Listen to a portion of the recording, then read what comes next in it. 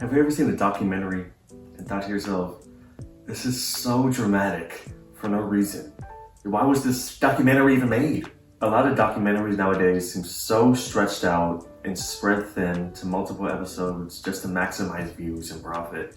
And today, this documentary is no different. Today, we're going to be talking about I Love You, You Hate Me.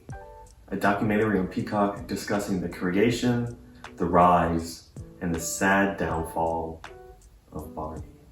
But it's so extra and dramatic for no reason, but I thought it'd be fun to talk about it with y'all, to break it down, to discuss it, and to just have a good time with y'all. If you recognize this format, I got it from the homegirl Nicole rave. Hey! She does a whole series like this with a whole bunch of pictures on the wall, discussing pop culture, discussing internet lore. It's a lot more polished than mine, a lot better quality. She has a microphone. She has real pictures on the wall instead of a damn green screen like me. Look, I got this shit on a screen like I'm a damn weatherman pointing to the pictures. I'm trying to make it work, y'all. To me, it just felt like it was easier to break down this damn documentary like this. So she has a great format, so yeah, check her out. She's great, love her. Here's a fun drinking game. Every time I say Barney, you take a shot of water. We gonna stay hydrated in this bitch. Actually, maybe don't, because you'll probably end up pissing yourself. Alright, so right off the bat, the documentary sets the tone on how dramatic it's gonna be. With the opening shot saying, in the year 1988, Cheryl Leach created a monster. Like, okay. It's like the producers heard that evil Barney rhyme and just ran with it. You know, the one from our childhood? It's like, joy to the world, Barney's dead. We barbecued his head. Don't worry about the party, we flushed it down the potty. Round and round it goes. Round and round it goes. Round and round it goes. You know that one? Let me know in the comments what other Barney rhymes there were from your childhood, because I'm sure there's many other ones. We are then greeted by Andrew Olson, a Barney historian, who acts almost as the narrator for the film. Right, Barney's story starts out in Allen, Texas, inside the mind of the ever so lovely Cheryl Leach. Cheryl Leach. Hey! Everyone loves her, right? Everyone has nothing but good things to say about her in this documentary. She is literally mother, okay? A true Southern belle. After teaching for 7 years, she accepted a job as a writer at this family-owned business called Developmental Learning Materials, or DLM. While at DLM, she meets her soon-to-be hubby Jim Leach, and in 1986, they have their child, Patrick. The little cartoon Patrick. Hey. That's when Miss Cheryl decides that she wants to be a stay-at-home mom. While she's a stay-at-home mom, she realized there wasn't any educational content for kids on TV. But Patrick was enamored with this one show called We Sing Together. It was about these two stuffed animals coming to life in the middle of the night and singing.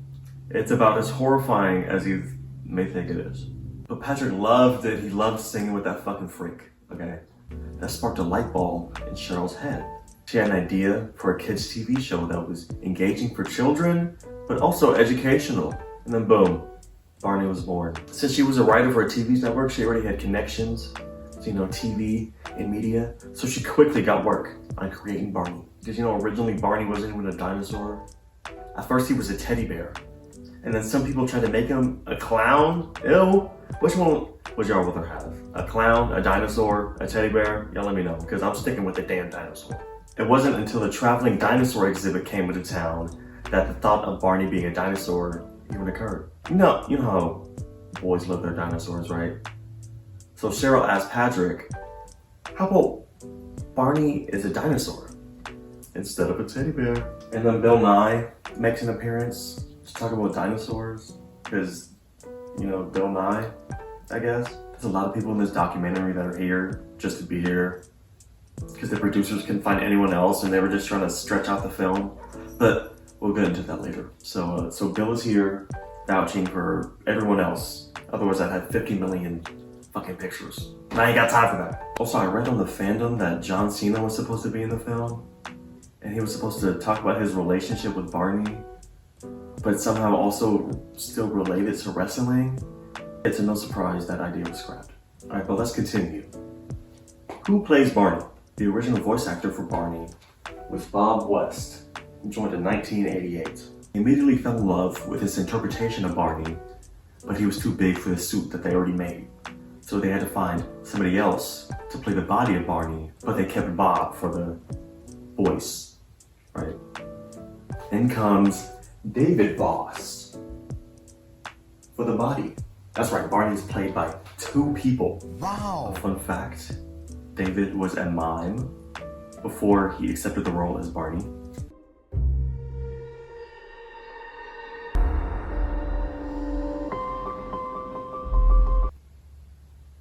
Like, what is this ominous ass music, y'all? This is what I'm talking about. It's so dramatic. Alright, so it all starts with Barney and the Backyard Gang in 1988. They shot a handful of episodes and they put it all on VHS. But they didn't have any marketing. So what Cheryl did was made a call to action for all the neighborhood moms. Cheryl dubbed them the Mom Blitzers. And she asked them all to go to the local daycares, local preschools, and to sell the tapes. Try to get the teachers to rent out the tapes for them. In comes Sloane Coleman. Sloane Coleman. She gets a Barney tape from one of her gals, right? She loves it. The kids love it. And she said, wait, I have an idea. We should market this for birthday parties, for kids' birthday parties. Barney-themed birthday parties, right? So she gets a hold of Cheryl. She gets a hold of her team. And Cheryl's like, okay, yeah, I bet. I love that idea. And then Cheryl hires Sloane Coleman on for the host of live events. She directs the live events for Barney. This is when things start picking up for the purple dinosaur. Okay. All right, so it's 1990. The Barney buzz is real. The first ever Barney concert is held at the Majestic Theater in Dallas, Texas on November 11th, 1990. To a sold out, packed house. He put asses in seats, okay? Sold out is sold out. Don't play with him. Don't play with Barney. Just as Barney was taken off, David Voss, the body of Barney, he enlisted into the military because his family was a military family, so it just felt like the right thing to do. So off goes David. And that's about it for the original Barney, because he literally doesn't show up for the rest of the show. He played him for about 2 years and then he dipped. Like I said, a lot of people just show up to be here and be like, yeah, I know Barney. Oh yeah, I played Barney for 2 seconds. They found a new person to play Barney before the concert, and in comes David Joyner's freaky ass. Mr. David is the tantric sex guru, what he likes to call a tantra energy healer. He claims to heal women's sexual energy through spiritual means. He says it's not about the sex, but if it ends in sex, so be it. The fee for my services are basically for the energy work and the massage and the meditation. Anything beyond that, there's no extra fee. You do have sex with the women? Not necessarily.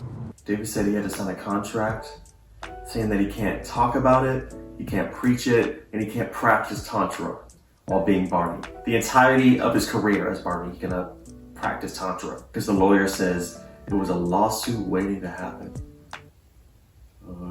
But I mean, he was very agile. Like, look how high he's jumping. There's no need for Barney to be going that high. What the hell? All right, it's 1991. Head of programming for CBS, Larry Rifkin, is trying to watch the Super Bowl, but his daughter is like, please, I want to watch Barney, please. Let's go to the video store and get a Barney tape, please. Barney, please, Barney. And she watched it over and over and over and nonstop.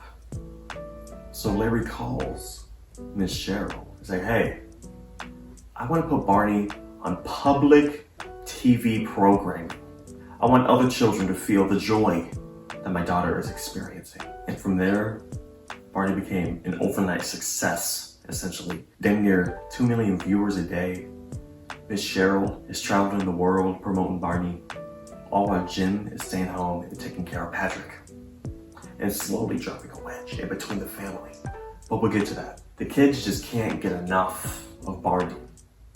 But adults, on the other hand, aka the haters, you see, the 90s, it was all about anti-establishment, anarchy, punk, irony, grunge, crass, rudeness, all the things that Barney wasn't. Barney was too happy and unrealistic, which made him an easy target for people to hate. It was cool to hate Barney, a kid's TV show character. So much was the hate, it became known as Barney bashing. Enter Robert Kern, Barney's #1 hater and creator of the I Hate Barney Secret Society newsletter. The only reason he made it is because one day he came back from a work trip expecting his daughter to run into his arms, but instead she was transfixed by Barney on the TV. And he felt like he just had to do something about it. So he created this organization, not hate group, by the way, even though it says hate in the title. Anyway, he created this group as an outlet for parents of Barney addicts. Parents claimed that Barney was purple crack. I keep doing quotes. If I were to compare anything in today's generation to the chokehold that Barney had on the children, I guess it would be Cocoa Melon. And you know how kids act off that cocoa. Okay, fucking Barney walked so Cocoa Melon can run. Okay, let's just get that straight. All right, it's 1993. Enter college student Travis Fox. Travis hosts the first ever Barney bashing event at the University of Nebraska. He felt like Barney was trying to take away his childhood, trying to replace Sesame Street. And this is his way of really pushing back and sticking it to the man. So my character was Big Bird. I think the reason that we specifically went after Barney was it was the replacement to our Sesame Street. He was encroaching on our childhood. So we decided that we would kind of push back. The event had all sorts of things to really tell Barney to stick it, like throwing balls at Barney, punch a Barney punching bag, hit a Barney piñata, or smash Barney with a hammer. Wow, dude, you really showed him, man. He really showed Barney. Look at that. Look at this fucking loser. Look at him. He's fucking crying. Look at Barney. And at the end, there was a Barney versus Big Bird match, but it lasted 5 seconds because Barney just laid down for the pin. Like, what the hell? It's the fucking worst party ever. I'm out of here, dude. This party at my place, dude. Fuck this place. It looked like a lot of people showed up too. I wonder what the bystanders were thinking, watching this guy take out all of his anger on Barney in that table. The immense passion from hating Barney emanating from Robert and Travis caught the attention of Jerry Springer, where they're invited onto the show to discuss why they spent so much time hating on a children's TV show. I bet you have an addiction. I bet you love to watch your sports. And I wonder how many things that you are addicted to. You can tell that this is when Robert's life peaked, because he still talks about it to this day as if some great revolution that he started all by himself. I have a prepared statement. And one of the big questions I want to ask is, did I hit a nerve? The rise and backlash of Barney slowly started to tear the Leach family apart. At the end of the first episode, the babysitter of Patrick Leach hints that Patrick was a troubled child, but she didn't want to talk bad about him. But 2 months later, she comes back, ready to tell all. Ooh, what is she gonna say? And then it ends on a cliffhanger.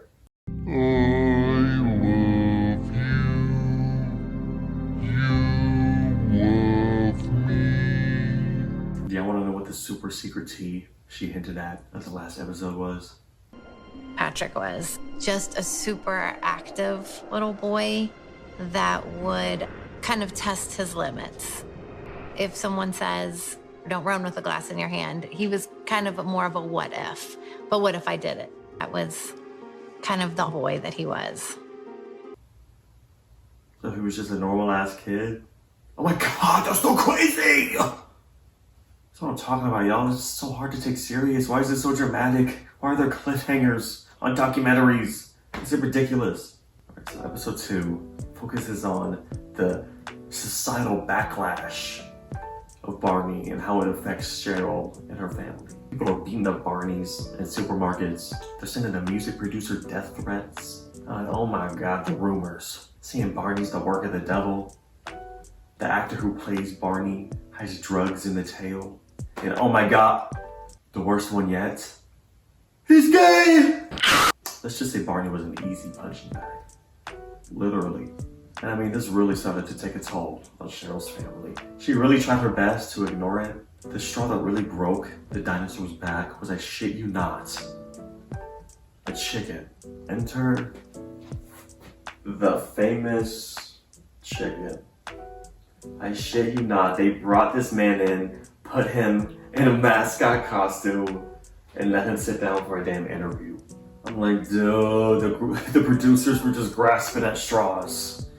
And I'm running on fumes, but we're not even halfway done. So let's just keep it pushing. So the famous chicken of San Diego does this bit during halftime shows at baseball games where he has a dance off with Barney. Barney shows the fuck out. And then the chicken beats Barney's ass. Cheryl tried her best to ignore the haters. Hey, I'm sorry, I didn't see you there. I was too busy blocking out the haters. But once things started getting violent, that's when Miss Cheryl put her foot down. She started throwing out cease and desist left and right. She said, if you're attacking Barney, it's like you're attacking my baby, bitch. The mascot, cease and desist. Oh, you want to make a board game about Barney taking over the world and how you gotta kill Barney?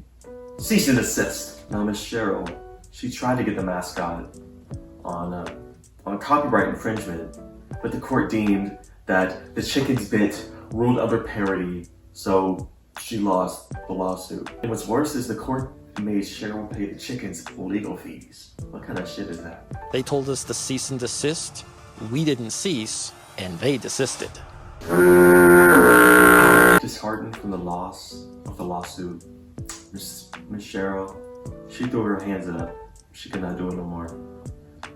Because that lawsuit is signified society's hate on Barney. It's okay to hate Barney. And in 1998, Miss Cheryl Leach, the creator of Barney,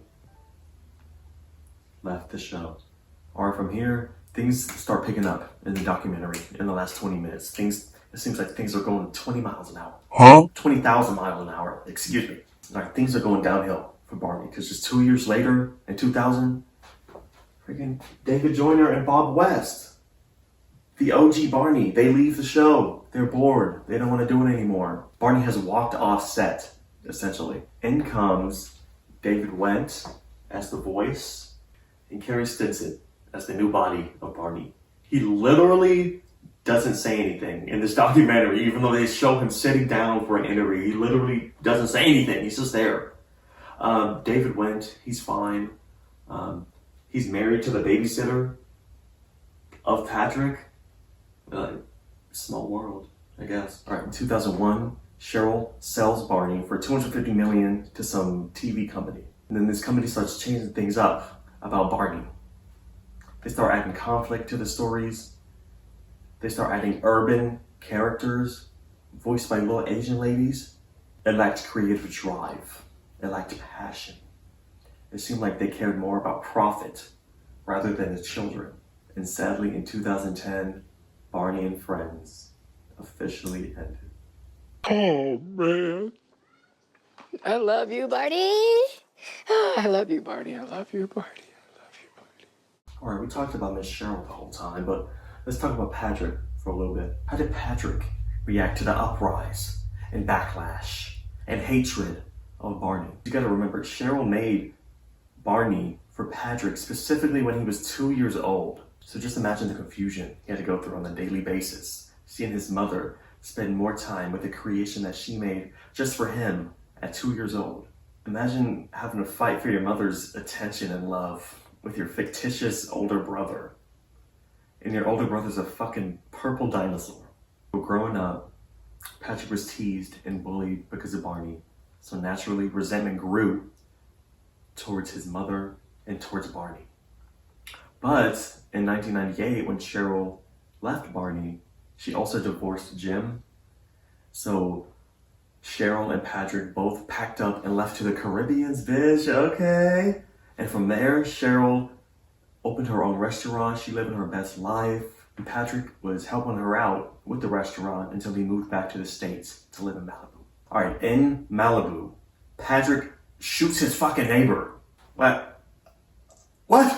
Of course, the news outlets are eating it up. They're talking about, how could the child of the creator of the most beloved children's TV show be so evil? All right, so it's 2013. Patrick, 27. He got a wife and kids. He got a damn mansion. He got a fucking Barney mansion. Things should be going as well, right? No. Okay, so his neighbor is pretty much right behind his house. So he has to walk past Patrick's house to get to his house, right? So one day Patrick, he sees his neighbor walking across on his CCTV. So Patrick drives over to his neighbor Eric's house. And he's like, stay the fuck off my property right now, motherfucker. And then Eric's like, fuck you, dude. You're on my property right now. What are you talking about? And then they start cussing back and forth, arguing, screaming at the top of their lungs. And that's when Eric is like, you know what? I'm not doing this no more. So Eric walks away. Eric turns around and sees Patrick pointing a gun at him. And then he shoots him 5 times, hitting him once in the shoulder. And then Patrick zooms off onto the highway. An intense police chase happens, and then he gets arrested. While he's being arrested, they find a loaded gun, they find a rifle, and he's wearing a damn bulletproof vest. He was looking for trouble, dude. What the hell? So prosecutors thought this was enough for probable cause. So in 2015, he pleads no contest to assault with a deadly weapon, and he's sentenced to 15 years in prison. Just kidding. The governor of Florida commuted his sentence, and he only served 5 years. So he's out right now, chilling, living his best life after shooting somebody. And the producers had the nerve to ask the babysitter, do you think Cheryl unknowingly created problems for Patrick when she made Barney? What the fuck? The producers tried to paint Patrick as a victim with a rough upbringing. I was like, oh, it must be so hard living with so much money from your mom's creation. And I'm like, oh, you poor thing. Being a rich kid, that's a tough factor. It's not a great gift to have access to too much money. You know, it can kill initiative, your sense of accomplishment, your self-worth.